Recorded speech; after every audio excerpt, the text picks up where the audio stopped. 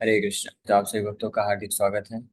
आज के एकादशी स्पेशल श्री रामामृत के डिस्कशन में तो हम लोग चर्चा कर रहे थे पहले अध्याय से। The chanting the holy name, the universal and supreme religion for this age. हरिनाम जो है सर्वश्रेष्ठ उपाय है। इसका 8वां भाग जो है इसमें हम लोग चर्चा कर। Chanting the holy name is more effective than कर्म ज्ञान and yoga for becoming free from material bondage। तो इसमें हम लोग विस्तार से चर्चा ऑलरेडी किए हैं। The explanation of the Hare Nama verse in the Brihad Naradiya Puran। बृहद नारदीय पुराण का ये जो श्लोक है जो श्री चैतन्य महाप्रभु को उनके गुरु स्पिरिचुअल मास्टर ईश्वरपुरी दीक्षा के समय पे ये मंत्र, ये वर्ष इस श्लोक को इस श्लोक का शिक्षा देते हुए महाप्रभु को हरिनाम देते हैं। हरेर नाम हरेर नाम एव केवलम कलौ नास्ति एव नास्ति एव गतिरन्यथा। इस कलयुग में और अन्य कोई उपाय नहीं है भगवान हरि के नाम के सिवाय। After this incident, the Lord ate raw rice given by Suklambar Brahmachari and explained very elaborately the import of the Hare Nama shloka mentioned in the Brihad Naradiya Puran। Shuklambar ब्रह्मचारी एक बहुत ही महान भक्त हुए जो वास्तव में सुदामा विप्र के ही अवतार हैं, जो चैतन्य लीला में शुक्लांबर ब्रह्मचारी के रूप में जाने गए। और वो भगवान श्री चैतन्य महाप्रभु के लिए, शुक्लांबर जैसे सुदामा विप्र बहुत गरीब थे, शुक्लांबर ब्रह्मचारी भी बहुत गरीब थे। कुछ भिक्षा काटन करने से उनको कुछ मिल जाता था, वही खाते थे। तो श्री चैतन्य महाप्रभु से जब मिलने आए तो वो राइस लेके आते हैं और वो अर्पण नहीं करना चाह रहे थे, जिससे सुदामा विप्र का स्टोरी। भगवान श्री चैतन्य महाप्रभु शुक्लांबर ब्रह्मचारी जो है उनके अत्यंत प्रिय भक्त हैं। तो महाप्रभु उनका हाथ से वो राइस ले लेते हैं और खाते हैं। और उसके बाद फिर शुक्लांबर ब्रह्मचारी को ये जो बृहद नारदीय पुराण में ये जो श्लोक आया है, इसमें हरेर नाम जो आया है, वर्णन है हरेर नाम है वो केवलम 3 बार हरि का नाम हरि का नाम हरि का नाम। तो इसके ऊपर श्री चैतन्य महाप्रभु उनको शिक्षा देते हैं। तो वहाँ पे बताते हैं, In this age of Kali, there is no other means for self-realization than chanting the holy name, chanting the holy name, chanting the holy name of Lord Hari। In this age of Kali, the holy name of the Lord, the Hare Krishna Mahamantra, is the incarnation of Lord Krishna। Simply by chanting the holy name, one associates with the Lord directly। Shri Chaitanya Mahaprabhu ने शिक्षा दिया शुक्लांबर ब्रह्मचारी को कि इस कलयुग में हरे कृष्ण महामंत्र के द्वारा सुने जैसे ही कोई भक्त हरिनाम हरे कृष्ण महामंत्र जप करता है तो तुरंत ही वो भगवान श्री कृष्ण के साथ संग करता है। भगवान श्री कृष्ण उसके उपस्थिति में आ जाते हैं और भगवान के साथ डायरेक्टली एसोसिएट करते हैं। Anyone who does this is certainly delivered. जो भी ये करेगा वो निश्चित रूप में उसका उद्धार हो जाएगा, इसमें कोई संशय नहीं। This verse repeats the word एव 3 times। सर्टेनली मतलब निश्चित रूप में, कोई संशय नहीं है, कोई संशय नहीं है, कोई संशय नहीं। हरेर नाम एव केवलम कलौ नास्ति एव नास्ति एव। 3 बार एव शब्दों को रिपीट किया गया है, 3 times for emphasis। And it also 3 times repeats Harer Nam, the holy name of the Lord, just to make common people understand। 3 बार इस श्लोक में क्यों बोला गया हरेर नाम एव केवलम। 3 बार हरि नाम बोला गया है, फिर उसके बाद एव मतलब निश्चित रूप में, केवलम मतलब केवल ओनली। क्यों ऐसा 3 बार बोला? क्योंकि कलयुग के हम जो लोग हैं हम एक बार में नहीं समझ पाते, इसलिए हमको अच्छे तरीके से समझाने के लिए इस बृहद नारदी पुराण में 3 बार बड़े स्पष्ट रूप में वर्णन किया गया है कि केवल हरिनाम का आश्रय लेना चाहिए। The use of the word kevalam prohibits all other processes such as cultivation of knowledge, practice of mystic yoga, and performance of austerities and fruitive activities। तो जो केवलम शब्द आया है इस श्लोक में, हरेर नाम है वो केवलम। ये केवलम शब्द प्रोहिबिट करता है, यानी रोकता है अन्य किसी अन्य साधन को, अन्य किसी योग को, ज्ञान को, कर्म योग, ज्ञान योग, ध्यान योग, तपस्या, दान, पूजा इत्यादि जितने भी अन्य अन्य प्रकार के धार्मिक क्रियाकलाप हैं, उन सबको निरस्त कर देता है, उन सबका खंडन कर देता है या निगेट कर देता है। ये केवलम शब्द है यहाँ पे जो आया है। तो ये श्री चैतन्य महाप्रभु ऐसा शुक्लांबर ब्रह्मचारी को शिक्षा दे रहे हैं कि हरिनाम ही हरिनाम ही हरिनाम, केवलम केवलम शब्द सूचित करता है कि ऐसा नहीं है कि हाँ ठीक है हरिनाम लेना चाहिए और बाकी भी कर सकते हैं। जब प्रकाशानंद सरस्वती से आ, मुलाकात हुई तो प्रकाशानंद सरस्वती ने श्री चैतन्य महाप्रभु के इस डांसिंग एंड चैंटिंग, हरिनाम सड़क में हरिनाम कीर्तन और नृत्य करने पे ऑब्जेक्शन किया। तो प्रकाशानंद सरस्वती ने फिर जब श्री चैतन्य महाप्रभु से मुलाकात हुई तो उन्होंने बोला कि ठीक है आप हरिनाम जप करते हैं, अच्छी बात है, आप नाम जप करिए, हम नहीं रोक रहे हैं कि आप हरे भगवान के नाम का जप मत करो, लेकिन आप सन्यासी हैं तो वेदांत अध्ययन तो करना चाहिए ना, इसमें क्या दोष है? आप हरिनाम भी जप करिए, वेदांत अध्ययन भी करिए, इसमें क्या दोष है? ऐसा वो वर्णन, जैसे आज के समय में भी कई लोग होते हैं जो कृष्ण के भक्त होते हैं, उनको बोलते ठीक है आप हरे कृष्णा जप करिए, हरि नाम जप करिए, हम मना नहीं कर रहे हैं, लेकिन इतना आप कट्टर क्यों बन जाते हैं, केवल कृष्ण का नाम जप करेंगे? आप चलिए साथ में हमारे साथ गणपति जी का महोत्सव है तो वहाँ पे उनका भी पूजा करिए, शिव जी का भी पूजा करिए, दुर्गा का भी पूजा करिए, और अन्य अन्य भी धर्म के जो नियम है, यज्ञ चल रहा है कहीं पे तो उधर भी बैठिए, सत्यनारायण की कथा में भी बैठिए और ये सब भी करिए। ये आप ऐसा क्यों नहीं करते? तो वो सेम सेम ऐसा प्रश्न है जैसा प्रकाशानंद सरस्वती ने महाप्रभु को बोला, क्योंकि महाप्रभु शायद संन्यास लेने के उपरांत पूर्ण रूप से हरिनाम संकीर्तन में लग गए। उसके पहले भी श्री चैतन्य महाप्रभु नवद्वीप में हरिनाम संकीर्तन ही करते थे। हालांकि उन्होंने घर के मेंटेनेंस के हेतु कुछ समय के लिए पाठशाला खोला था, व्याकरण की पाठशाला, तो व्याकरण उसमें पढ़ाते थे, लेकिन उसमें व्याकरण भी महाप्रभु कृष्ण के नाम के द्वारा ही पढ़ाते थे। तो बच्चे भी परेशान होने लग गए, बोले ये क्या है, व्याकरण पढ़ाते हैं और इसमें भी कृष्ण नाम हर जगह जोड़ देते हैं, ये व्याकरण पढ़ा रहे हैं कि हमको हरे कृष्ण मंत्र सिखा रहे हैं, भगवान का हरि नाम सिखा रहे हैं? तो बच्चे भी फ्रस्ट्रेट होने लग गए।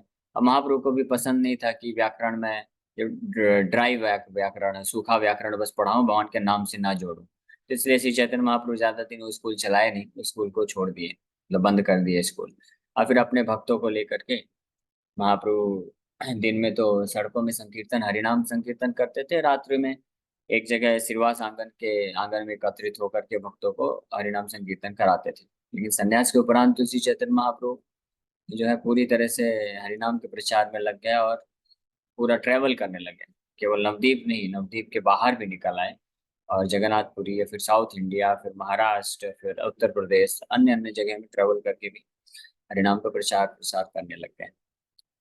तो इस तरह प्रकाशानंद सरस्वती को मालूम था कि चैतन्य महाप्रभु बहुत बड़े स्कॉलर हैं, निमाई पंडित हैं, तो उन्होंने प्रश्न किया आप हरे नाम जप करते हैं, हमको उसमें कोई प्रॉब्लम नहीं, लेकिन आप हमारे संप्रदाय के सांप्रदायिक सन्यासी तुम ही, हाँ हमारे ग्राम में बनारस में रह रहे हैं, संप्रदाय के सन्यासी हैं, तो आप वेदांत अध्ययन तो करना चाहिए ना बैठ के हमारे साथ, इसमें क्या दोष है, इसमें क्या दोष है, ये क्यों नहीं करते आप?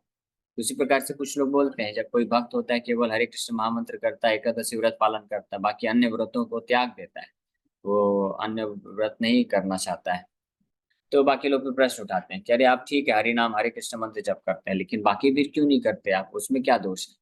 तो उसमें दोष वाली बात नहीं है, दोष की बात नहीं है, वो उनको करने का आवश्यकता नहीं है।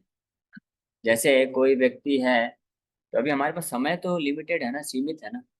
अगर किसी को ऐसा नौकरी मिले कि जिसमें जिस नौकरी को करने से उसको ज्यादा तनख्वाह मिल रहा है, ज्यादा नाम मिल रहा है, वो ज्यादा अच्छा समाज के लिए सेवा कर रहा है, हर चीज कर पा रहा है, तो वो फिर उस नौकरी को छोड़ करके वो तुच्छ नौकरी क्यों करेगा? तो कोई ये प्रश्न नहीं पूछ सकता कि ठीक है आप ये नौकरी कर रहे हैं, चलो अच्छी बात, हम मना नहीं करते, लेकिन जो दूसरी नौकरी आपने छोड़ा उसमें क्या दोष है? तो बात दोष की नहीं है, लेकिन वो जो सर्वश्रेष्ठ नौकरी मिल गई है, तो फिर उसको करने के लिए तो इसको छोड़ना पड़ेगा ना, क्योंकि हम तो सीमित है ना। तो इसी प्रकार से ठीक है, वेद अध्ययन कोई करता है, कोई यज्ञ करता है, कोई दान करता है, तपस्या करता है, वो तब तक सही है जब तक उसके पास सर्वश्रेष्ठ उपाय नहीं है, भगवान का भक्ति नहीं, हरि नाम की महिमा जिसको नहीं पता है। भगवान कृष्ण भी भागवत में उद्धव गीता में बोलते हैं, तावत कर्म कुर्वाणी यावत न जायते मत कथा रुचि। व्यक्ति को तब तक इस संसार के जो कर्म है वो करने चाहिए, कर्म मतलब धार्मिक कर्तव्य है, तो धर्म के अनुसार कर्तव्यों का पालन करना अपने अपने वर्ण और आश्रम में स्थित होकर के तब तक करना चाहिए जब तक उसको मेरी कथा में श्रद्धा उत्पन्न नहीं हुई है, या जब तक उसको मेरे भक्ति योग की महिमा नहीं प्राप्त हुई है, तब तक उसको कर्म कर्तव्य करता है। ठीक है, अच्छी बात है, करना चाहिए। क्योंकि नहीं करेगा तो पाप करेगा और नरक में जाएगा, तो इसलिए कम से कम कर्म करे, कर्तव्य का पालन करे। हाँ, इंसान तो बन के रहे। लेकिन जो जिस व्यक्ति को मेरे नाम का महिमा पता चल गया है, मेरा भक्ति योग पता चल गया है, मुझे मेरी कथा के बारे में रुचि आ गई है, मेरी सेवा में रुचि आ गई है, तो उस वो बाध्य नहीं है, फिर वो सब अन्य बाकी सब चीजों को छोड़ करके केवल मेरा सेवा कर सकता है। हाँ, तो इसी प्रकार से श्री चैतन्य महाप्रभु को जब ये प्रश्न पूछे तो महाप्रभु ये श्लोक को कोट करते हुए समझाते हैं, हरे नाम हरे नाम एव केवल। ये बहुत महत्वपूर्ण शिक्षा है, शुक्लांबर ब्रह्मचारी को यहाँ पे शिक्षा दे रहे हैं कि हरे नाम एव केवलम। केवलम सब सूचित करता है कि केवल भगवान के नाम का जप करना चाहिए और कुछ अन्य धर्म और यज्ञ दान तपस्या करने का आवश्यकता नहीं है, क्योंकि हम ये सब करने बैठेंगे तो हमारा समय उसमें व्यर्थ चला जाएगा, हम भगवान के नाम का जप नहीं करते। क्योंकि कीर्तनीय सदा हरि, ये इंस्ट्रक्शन हमको दिया गया है श्री चैतन्य महाप्रभु के द्वारा। तो इसीलिए अन्य कुछ प्रोसेसेस को यहाँ पे नेग्लेक्ट किया गया है। तो ऐसा नहीं बोला जा रहा है कि उनका अपमान नहीं किया जा रहा है, अन्य किसी देवी देवताओं का पूजा का या धर्म की अन्य विधियों का, यज्ञ का, तपस्या का, उसका अपमान करने वाली बात नहीं है। लेकिन वो उससे जो सबसे जो ये सब करने का जो फल मिल गया, भगवान हरि की भक्ति मिल गई, तो वो सब अन्य चीज करने की आवश्यकता क्या है, तो वही करना चाहिए ना। जैसे उदाहरण के लिए एक बार एक पति जो है विदेश जा रहे थे, तो पत्नी बोली कि मैं आपके बिना कैसे रह पाऊंगी, आपका विरह मैं कैसे सहन कर पाऊंगी। ऑफ कोर्स ये इस आधुनिक युग की बात नहीं हो रही। आधुनिक युग में तो ऐसा कोई सोचेगा ही नहीं। आधुनिक युग में तो सोचेगा अच्छी बात है, जाओ 2 महीने के लिए जा रहे हो, 6 महीने के लिए होके आओ और 4 महीने एक्स्ट्रा ले लो। लेकिन वैदिक समय में पति पत्नी के बीच में ऐसा धार्मिक संबंध होता था कि वो अकेलापन महसूस करते थे। तो पति ने बोला एक काम करो, मैं तो धंधा है तो मुझे तो जाना ही पड़ेगा, तो आप एक काम करो, अपना फोटो दे दिया उसको कि ये लो फोटो रखो और सुबह दोपहर शाम इसी को भोग लगाना। जो भी नाश्ता बनाना, लंच बनाना, डिनर बनाना, इसी फोटो के सामने रख दिया कर, तो समझ लेना कि मैंने स्वीकार कर लिया। तो एक वो रहेगा। तो जो पत्नी है नियमित रूप से पति देव का फोटो के सामने सब सेवा करती थी, जो पति का सेवा करती थी वैसे करने लग गई। अब कुछ महीने बाद जब पति देव वापस आए, फिर दरवाजे में खटखटा रहे हैं, नॉक कर रहे हैं, तो पत्नी पूछती कौन, तो बोलता है मैं तुम्हारा पति आया हूँ। तो बोलती अभी इंतजार करो, अभी मैं अपने पति का सेवा कर रही हूँ। हाँ, किसका सेवा कर रही है, फोटो का सेवा कर रही है। तो उसको भोग लगाना है, पोछना है, सब कुछ करना है, इसलिए आप इंतजार करो। तो इसको क्या बोलेंगे, मूर्ख ही बोलेंगे ना। कि जब पति देव स्वयं आ गए हैं तो दरवाजा खोल के उनका सेवा करो, खातिरदारी करो, 6 महीने से, इतने महीने से बाहर से आए हैं तो करना चाहिए। उसी प्रकार से ये धर्म, यज्ञ, ज्ञान, तपस्या, अन्य अन्य जो पूजा आदि ये सब है, अन्य अन्य जो उपवास है, ये करना है वो करना है, वो सब तब तक करना है जब तक किसी को भगवान कृष्ण के बारे में पता नहीं चला है, भगवान कृष्ण की भक्ति नहीं जानता है, जब तक भगवान कृष्ण उसके साथ उसके समक्ष नहीं आए हैं।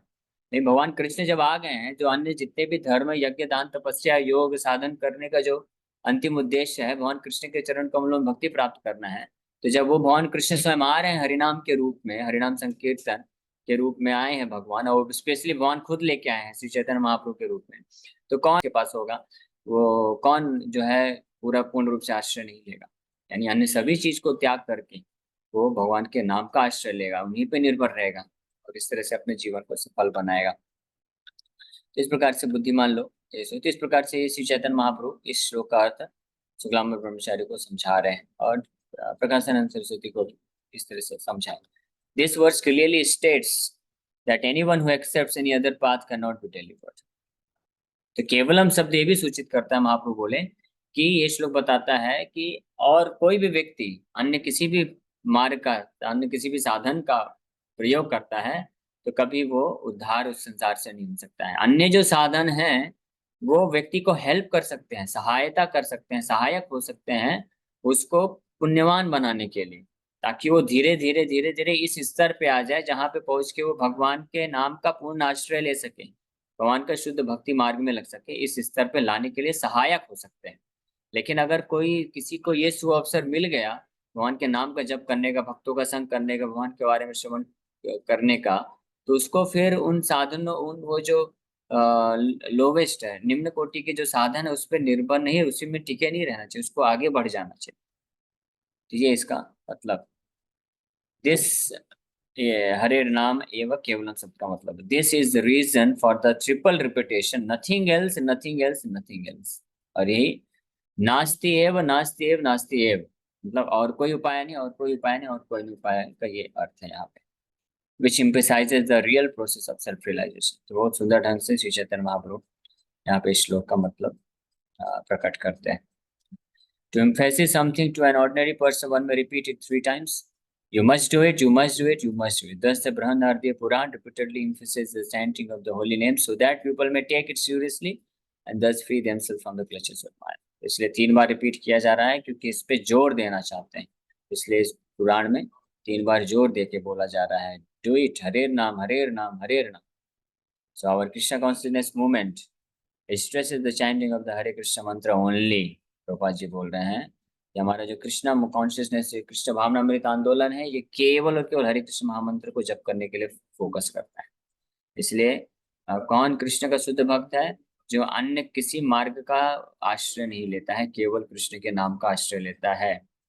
यहाँ तक कि जो गोलोक वृंदावन ब्रज की भक्ति को प्राप्त करना चाहते हैं, वो भगवान के अन्य अवतारों का भी आश्रय नहीं लेना चाहते। वो केवल और केवल सतत रूप से भगवान गोलोक वृंदावन रास बिहारी श्री श्याम सुंदर को हृदय में धारण करना चाहते हैं, और ऐसे भक्त हरे कृष्ण महामंत्र का जप करते हैं।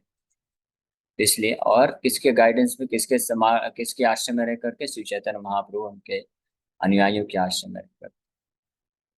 Whereas those who do not know the secret of success for this age of Kali unnecessarily indulge in the cultivation of knowledge, practice of mystic yoga, or the performance of fictive activities or useless austerities। लेकिन जो लोग ये नहीं जानते हैं secret को, रहस्य को, इस कली के रहस्य को नहीं जानते, कलयुग के, तो वो अनावश्यक रूप से अलग अलग साधन करते रहते हैं, और they are simply wasting their time and misleading their followers. When we point this out very plain to an audience, members of opposing group become very angry about us. But according to the injunctions of the Shastras, we cannot make compromises with these so-called Gyanis, Yogis, Karmis, Tapasvis. When they say they are as good as we are, we must say that only we are good and that they are not good. This is not our obstinacy, it is the injunction of the Shastras. We must not deviate from the injunctions of the Shastras. इसलिए प्रभुपाद जी बहुत clear cut में लिख रहे हैं कि जब इस प्रकार से हम सत्य को प्रकट करते हैं, शास्त्रों के निष्कर्ष को प्रकट करते हैं, तो कुछ लोग जो है वो जो है वो लोग सोचते हैं कि अ, हम लोग क्या बोलते हैं उसको, कि ऑब्स्टिनेट मतलब हम बहुत जिद्दी हो गए हैं, जिद्दी समझते हैं। बट ऐसी जिद्दी वाली बात नहीं, ये शास्त्रों के इंस्ट्रक्शन है। आप देख लीजिए, चाहे आप भागवत पुराण उठाइए, भगवत गीता लीजिए, और जितने भी पुराण है लीजिए, उपनिषद लीजिए, रामायण लीजिए, सारे ग्रंथों का यही अल्टीमेट निष्कर्ष है, भगवान हरि के चरण कमलों में पूर्ण रूप से आश्रय लेना, हरि नाम के जप के द्वारा। इसलिए जब जो इसलिए ये शुद्ध भक्त का ये लक्षण होता है, वो कभी भी किसी भी व्यक्ति को भ्रमित नहीं करना चाहता कि हाँ ठीक है आप ये भी कर लीजिए, वो भी कर लीजिए, हाँ ठीक है आप यज्ञ करते हैं तो यज्ञ करिए, आप ठीक है तपस्या करते हैं तपस्या करिए, आप ये पूजा करते हैं, ये व्रत करते हैं तो अच्छी बात है, ये करिए। यहाँ तक कि कुछ ढोंगी साधु तो ऐसे होते हैं, वो बोलते हैं ठीक है आप किसी भगवान को भी नहीं मानते, अपना जस्ट कर्म करते रहिए। कैसा कर्म? बैड कर्म, पाप कर रहे हैं तो हाँ ठीक है, आपका किसी का कोई बिजनेसमैन है, उसका शराब का फैक्ट्री है, हाँ, तो ऐसे जो ढोंगी साधु होते हैं उनको दक्षिणा मिलता रहे तो बोलते हैं हाँ ठीक है, अभी आपके कर्म अनुसार आपको शराब बेचने का मिला है, आपका ही यही किस्मत में मिला ही है, भगवान ने ही दिया है आपको ये कर्म, तो आप इसको क्यों त्याग रहे हैं? कर्मों को मत त्यागिए, आप करते रहिए, ये भी अच्छा है। हाँ, आप तो स्वामी जी हम भगवान के नाम का जप करें कि नहीं करें? हाँ करिए। हम सोचते हैं लेकिन नहीं करना चाहिए, कुछ और करना चाहिए, हाँ तो वो भी करिए। तो इस प्रकार के ढोंगी लोग होते हैं जो लोगों को भ्रमित कर देते हैं, डेविएट, वो सही रास्ता बताते नहीं है, सत्य नहीं बताते हैं, लेकिन ये असली साधु की पहचान नहीं है। असली साधु वो है जो शास्त्रों का जो इंस्ट्रक्शन है उसको बिना कॉम्प्रोमाइज के, बिना समझौता के एज इट इज यथारूप प्रकट करेगा, चाहे व्यक्ति उसको स्वीकार करे या ना करे। अगर स्वीकार करेगा तो अच्छी बात है, नहीं स्वीकार करेगा तो फिर क्या किया जा सकता है? जैसे असली डॉक्टर कौन है?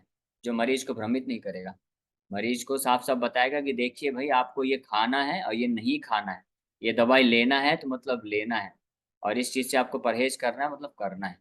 तो मरीज सोचेगा अरे डॉक्टर के पास नहीं जाएंगे, डॉक्टर तो बहुत कड़क है, साफ साफ बोलता है कि ये नहीं करना, आपको ये नहीं खाना है। हम उस वो झोला छाप डॉक्टर के पास जाएंगे जो कभी मना नहीं करता है, तेल वाला खाना है तेल वाला खाओ, मीठा खाना है फ्राई खाना है, जो खाना है खाओ, जो करना है करो। तो वो डॉक्टर अच्छा, तो जाइए उस डॉक्टर के पास जाइए।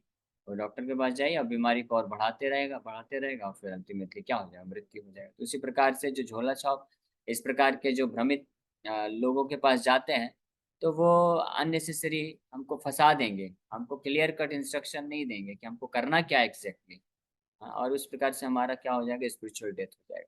तो इसलिए जो वास्तविक शुद्ध हृदय के व्यक्ति हैं, जो वास्तविक अपना जीवन में कल्याण चाहते हैं, तो वो ऐसे शुद्ध और वास्तविक साधु के शरण में रह करके उनकी बातों को एप्रिशिएट करते हैं और उनके मार्गदर्शन में जाके भक्ति करते हैं। इसी के साथ हम लोग यहीं पे विराम करते हैं। Krishna, thank you very much.